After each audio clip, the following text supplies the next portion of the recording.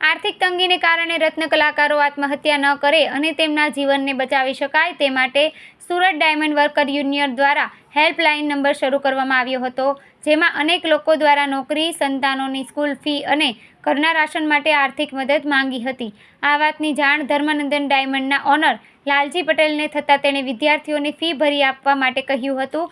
આર્થિક મદદ માંગનારા પરિવારની આર્થિક સ્થિતિનો સર્વે કર્યા બાદ તેમને સ્કૂલની ફી માટેના ચેકઅપ આપવામાં આવ્યા હતા. રવિવારના રોજ ચેક વિતરણ કાર્યક્રમનું આયોજન કરવામાં આવ્યું હતું, જેમાં સ્કૂલ અને કોલેજોમાં અભ્યાસ કરતા 34 જેટલા વિદ્યાર્થીઓને સ્કૂલ ફી માટે 15,000 રૂપિયાના ચેક આપવામાં આવ્યા હતા. આ કાર્યક્રમમાં ધર્મનંદનના ભાગીદાર તુલસીભાઈ ગોટી અને પાર્ટનરો પણ ઉપસ્થિત રહ્યા હતા. સમયસર આર્થિક સહાયની જરૂરિયાત ડાયમંડ વર્કર યુનિયનના પ્રમુખ ભાવેશ ટાંકે કહ્યું હતું કે હાલ ડાયમંડ ઉદ્યોગની પરિસ્થિતિ ખરાબ છે. આર્થિક તંગીને કારણે અમુક રત્ન કલાકારો આત્મહત્યા પણ કરી રહ્યા છે, ત્યારે આવા સમયમાંથી બહાર નીકળવા માટે થોડી ધીરજ રાખવી અને જરૂરિયાત જેટલા જ ખર્ચાઓ કરવા જોઈએ. વ્યસન હોય તો તેનાથી દૂર રહેવું અને બચત કરવી, જે તમને ભવિષ્યમાં કટોકટીના સમયમાં કામ લાગશે. રત્ન કલાકારોને સમયસર જો રાહત મળે તો તેમને ઘણી મદદ થઈ શકે તેમ છે.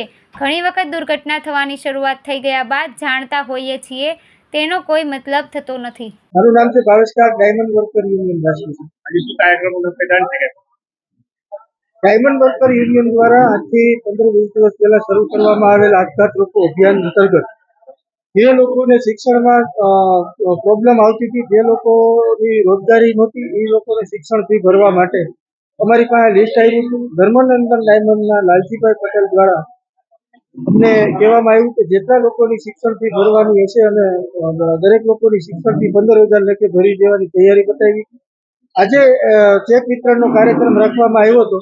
ચેક વિતરણના કાર્યક્રમની અંદર 40 જેટલા બાળકોને, રત્ન કલાકારોના બાળકોને શિક્ષણ ફી ભરી અને એક ઉદાહરણ પૂરું પાડ્યું છે. આનાથી ઇન્ડસ્ટ્રીયાલિસ્ટોને નોંધ લેવી જોઈએ અને ઇન્ડસ્ટ્રીયાલિસ્ટ એવા કારીગરોની, રત્ન કલાકારોની મદદ કરવા આગળ આવવું જોઈએ, જેથી કરીને આપણે આ મંદિરના માર્ગથી રત્ન કલાકારોને ઉગાડીશું.